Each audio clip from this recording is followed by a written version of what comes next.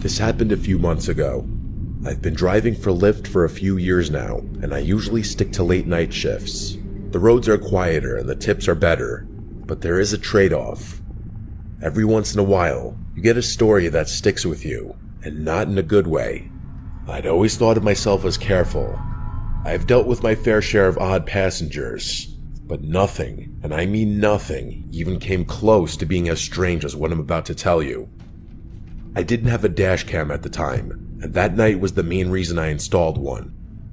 It started off normal enough, just me and the odd sounds my car would occasionally make. I've got this beat-up 2005 Volvo, but it's reliable as hell. The streets were quite literally deserted, which, like I said earlier, I preferred. Sometime after 2 p.m., I got a request from a convenience store nearby. Seemed harmless at first, but for some reason, I got this weird feeling in my gut about it. You ever get that feeling like something's off, but you can't explain why? That's exactly what hit me as I drove up. Before I even saw the guy, I figured out why I was getting that gut feeling. The convenience store I was pulling up to was closed. All the lights were off, and there was not a single car in the lot. As I pulled closer, I saw him. I made sure to drive pretty slowly so I could get a good look at him. He was pacing outside the store, wearing this ratty hoodie that looked like it hadn't seen a washing machine in years. I'm not kidding about that. There was literally a hole in the sleeve. His movements were jerky, like he couldn't stand still, and he kept glancing over his shoulder like he thought someone was after him. If I had to guess, he was on something. I probably should have just canceled the ride and driven away. I even hovered my finger over the cancel button, but I didn't for whatever reason. I unlocked the doors, and he slid into the back seat without a word. I regretted my decision the moment I took my foot off the brake. Most people either scroll on their phones or stare out the window, but not him. He just sat there, staring at me through the rearview mirror, not blinking, not looking away, just staring directly at me. I tried not to stare back, but I couldn't help but catch his eye a couple of times. He looked kind of angry, which was also pretty unsettling. I tried to ignore him and turned on the radio to break the silence. I don't even remember which station I clicked on, but the moment the music started playing, he snapped at me to turn it off. His voice was deep and a little raspy, and I could tell he was a smoker right away. That kinda caught me off guard, and I jerked the steering wheel a little bit. I resisted the urge to look at him in the mirror and just did as he said, gripping the wheel a little tighter. I didn't say anything, and we drove in silence for a while. I thought maybe he'd just sit there quietly until we got to his stop. That's what I was hoping for, at least. But then he spoke. I remember the conversation like it was yesterday. He asked me if I ever picked up someone I shouldn't have. That question hit me like a brick. I let out this awkward laugh and said, "Well, I hope not." I was trying to keep it light, but he didn't react. He just leaned back and muttered something to himself that I couldn't hear. Then he started going on about how he used to be an Uber driver and he quit because some punks stole some stuff from his car. He was slurring his words a bit, so I couldn't make out everything he said, but I got the gist of the story for the most part. I looked in the mirror once or twice while he was telling me the story, and I realized he was smiling the whole time, which was incredibly unsettling. A normal person wouldn't smile talking about something like that. He concluded his story by saying, "It's funny how much trust you put in someone sitting right behind you." That comment was what did it for me. I started thinking about him as more of a threat than just a crazy drug addict. Unfortunately, there wasn't much I could do about it. I felt my pulse speed up. I kept my eyes on the road, but my mind was spinning. I glanced at the GPS, focusing on the destination like it was some kind of lifeline, but the guy did not know when to stop talking. He kept babbling about nonsense, some of it concerning and some of it just gibberish. I honestly couldn't keep up. Eventually, he started apologizing to someone, although I don't think it was me. He began insinuating that he had just done something awful and that he was a bad person. He kept saying, "I didn't mean it," repeatedly, followed by a few frantic "I'm sorries." I didn't respond, worried that he'd do something if I did. I didn't know what he'd done or what he was capable of, but I wasn't about to find out. We were only a few minutes from his stop when he snapped out of his muttering haze and yelled at me that I had missed the turn. I didn't miss it. The GPS clearly showed we were on track, but I slammed on the brakes anyway, mostly out of fear. He demanded that I pull over, so that's what I did. My hands were shaking at that point. I just wanted the nightmare to be over. As soon as I shifted into park, headlights appeared behind us. It was a police car. I said a silent prayer and watched as it crept down the road, its spotlight briefly sweeping over my car. The guy in my back seat slouched down like he was trying to stay out of sight. I turned my head and saw him lying almost perfectly flat on my back seat with his eyes closed. I whipped my head back around before he saw me, trying to keep my breathing steady. He stayed in that position for a really uncomfortable amount of time. I wanted to ask him to leave, but decided against it. Eventually, he lifted his head and told me I had gotten lucky. Before I had a chance to do anything, he opened my car door and disappeared. I ended up calling my shift short after that. I was shaken up and didn't feel like driving around anymore. It wasn't until a few weeks later that I came across something on my phone that proved how dangerous of a situation I had been in. According to a news article, a convenience store had been robbed on the night I picked up that passenger. It was 2 blocks from where I had picked that guy up. It makes me sick knowing I was inches away from a dangerous criminal who could have harmed me if he had chosen to. I'm a little scared to contact the police about this. I try to avoid law enforcement for various personal reasons I won't get into. I'm not really sure if my report would even help. Either way, I'm much more cautious about who I let in my car. I used to live in the city. The urban lifestyle is honestly what I always envisioned for myself. I'm not going to get into it, but after an extremely traumatic experience, I couldn't bear even the smallest noises. I began to hate noise in general. My psychiatrist told me I had developed a rare case of phonophobia, so that pins and needles feeling you get when your foot falls asleep. It's kind of like that, but in my chest, always there, like my body was bracing for something that wasn't coming. Every car horn or slamming door felt like a jolt straight to my nerves. I couldn't keep living like that. About 3 years ago, I found a cabin buried deep in the Pacific Northwest.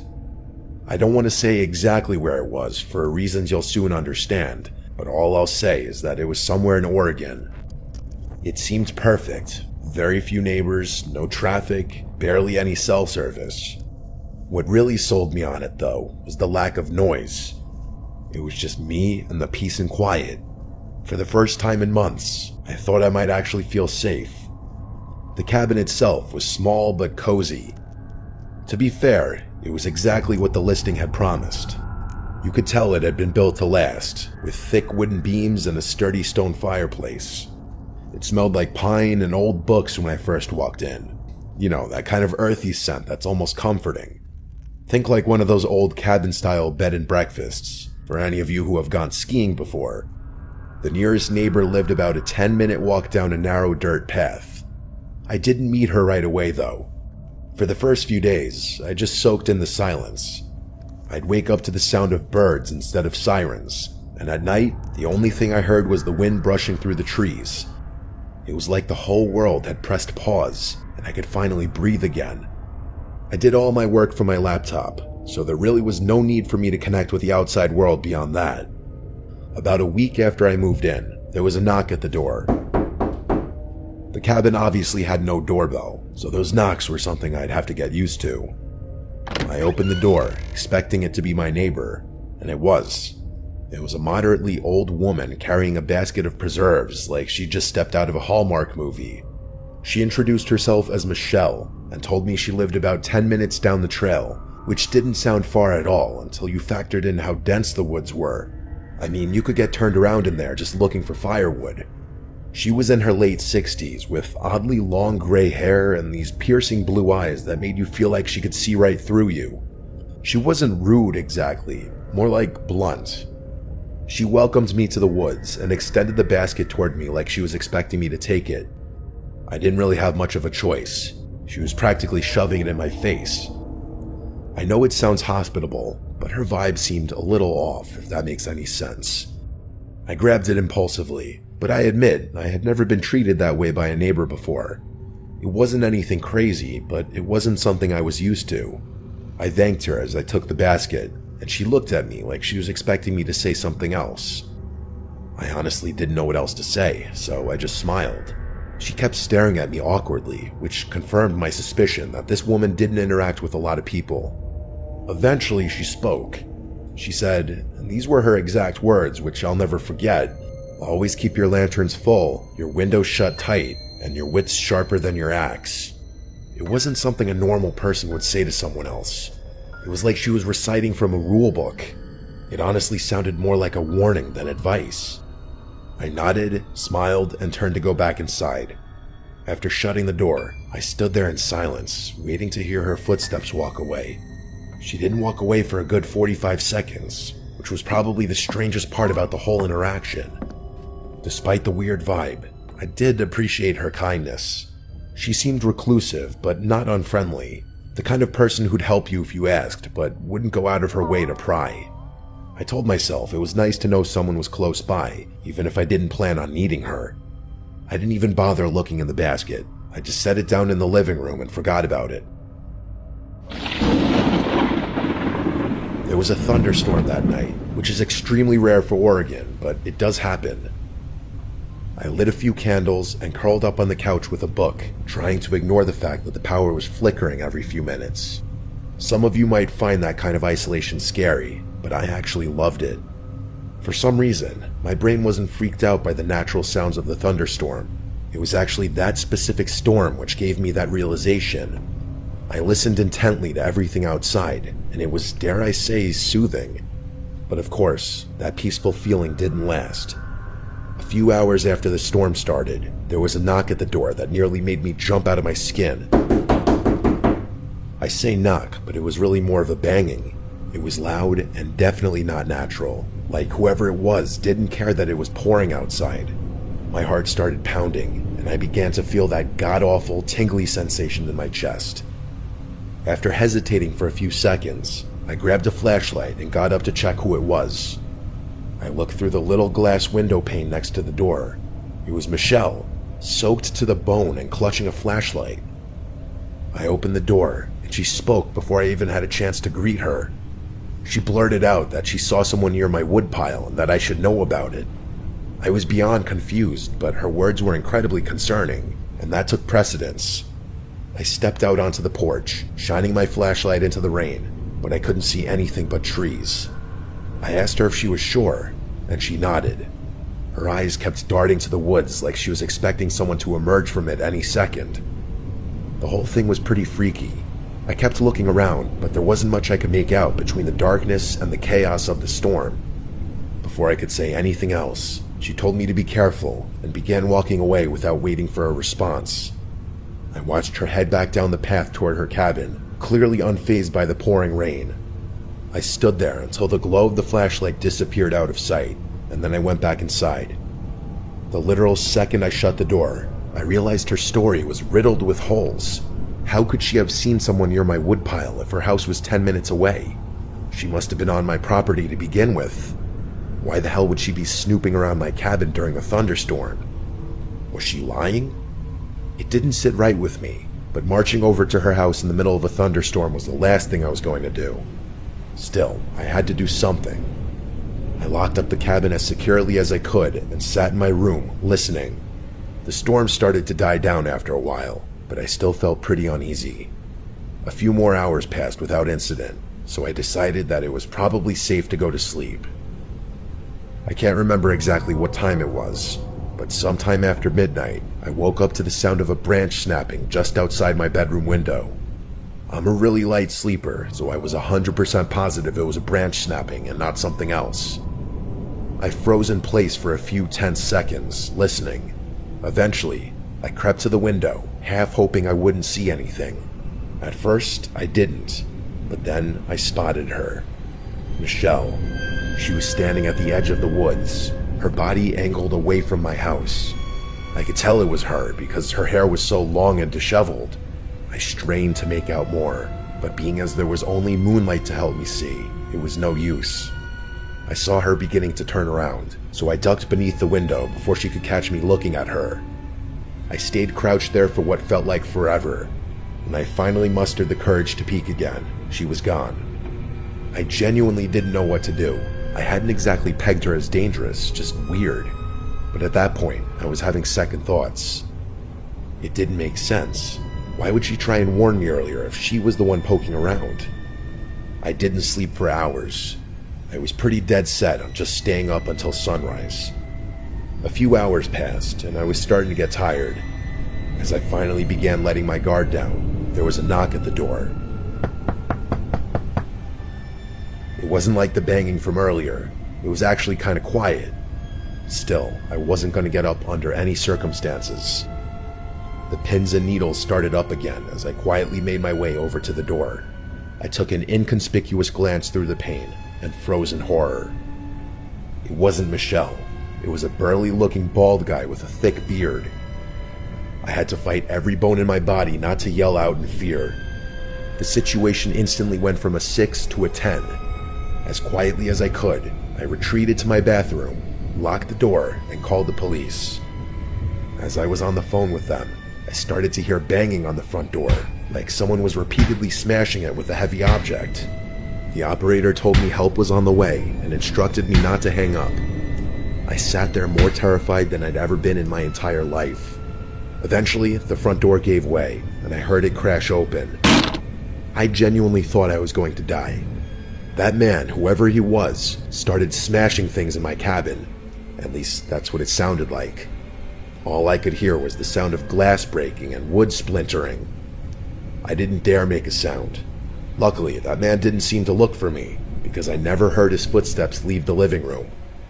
Eventually, the smashing sound stopped, and I was sitting in complete silence again. I had been fighting off a panic attack the whole time. To my surprise, the police actually arrived pretty quickly, but not soon enough to catch that guy in the act. He was long gone. I pleaded with the officers to help me out, but they were downright useless. They did a pathetic search of the surrounding property, but that was it. They wouldn't even agree to search the woods, saying that it was too dense and they were unlikely to find him there anyway. I begged them to accompany me to Michelle's house at least, which they agreed to. When we got to her property, my jaw literally dropped. The entire cabin was abandoned. The cops confirmed this and said no one had lived there in decades. I told them they had to search it for squatters, but they told me there was no reason for them to do that. They tried to tell me that there was no clear signs of habitation, so it would be a waste of time. I damn near lost my mind when I heard them say that. I tried to argue, but they more or less told me that living in the woods was a risk I was taking and was not their problem. They left after that, which infuriated me. I obviously moved out of that cabin, but not before spending one more night there. It was awful, but I made it through without anything happening. Things have been good for me since then, but I still constantly think about this experience. Some of my superstitious friends have theorized that Michelle was actually a spirit that was trying to protect me, and that she was really just trying to watch over my property for whatever reason. I don't believe in the paranormal, so I think it's much more likely that two people, her and that man, had been squatting in that abandoned cabin. I just still don't understand why they decided to target me, or why Michelle would bother to warn me if she were planning on breaking into my house. I don't think I'll ever know. My name is Luke. My girlfriend Catherine and I met 3 years ago as freshmen in college. We go to Stanford, which has been my dream school since I was like 8. Neither of us are from California. Pretty far from it, actually. We're both from Ohio. Her from Cincinnati, and me just outside Columbus. I think that's a big reason we were so attracted to each other. I think people from similar areas are naturally drawn to each other for whatever reason. Stanford's not a huge school, but most of the student body is originally from California, so us being from the Midwest definitely differentiates us. One of the traditions we've created is how we split Christmas between our families. Catherine's popular amongst my relatives, so her presence is always appreciated and welcomed, damn near expected at this point. Since her house is just a 2-hour drive from mine, we decided early on to spend Christmas Eve with my family, who celebrates Christmas Eve night, and then drive through the night to her house for Christmas Day. Until I met her, I didn't realize that most families celebrate Christmas the day of, not the night before. Oddly enough, my favorite part of the holiday isn't Christmas Eve or Christmas Day though. It's that late night drive. It's become its own little tradition, something we both look forward to every year. The first time we did it still remains one of my favorite memories with her. Because of where I live, the quickest route from my house to hers doesn't take us on a major highway. Most of the route is quiet back roads, just fields, trees, and the occasional distant farmhouse. It's always really late at night when we do it, so in combination with the secluded route, we rarely encounter any other cars. It feels like the world is asleep, and we have it all to ourselves. Don't laugh, but we always blast Juice WRLD during the drive.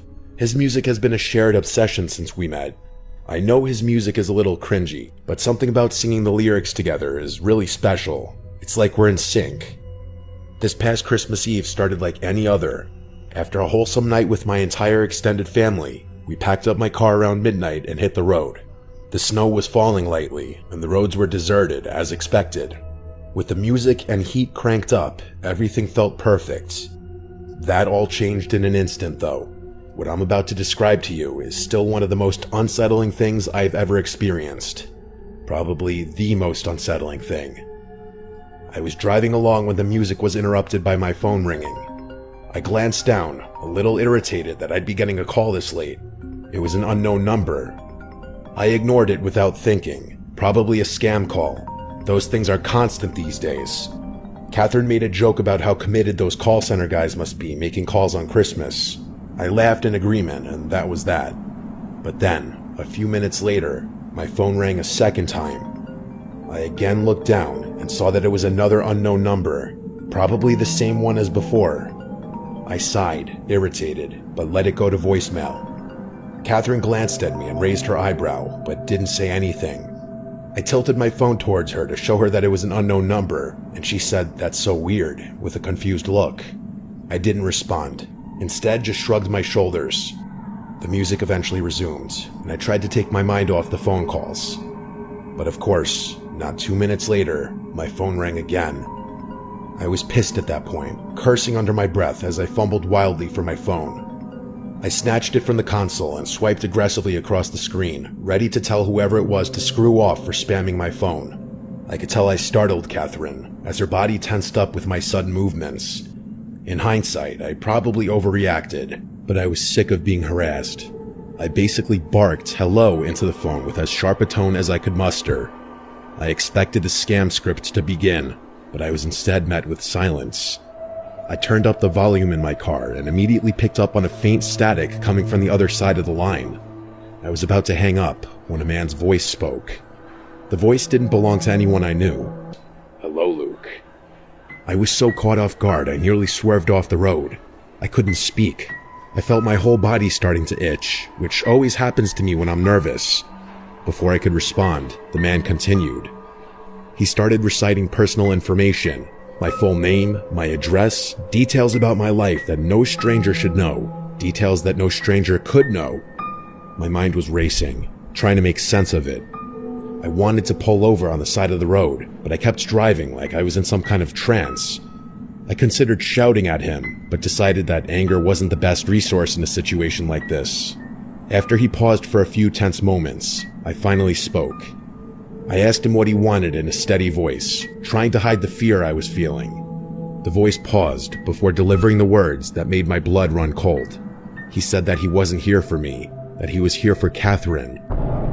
Hearing my girlfriend's name was about 100 times more terrifying than hearing my own, and the horrified expression on her face told me that she was just as shocked as I was.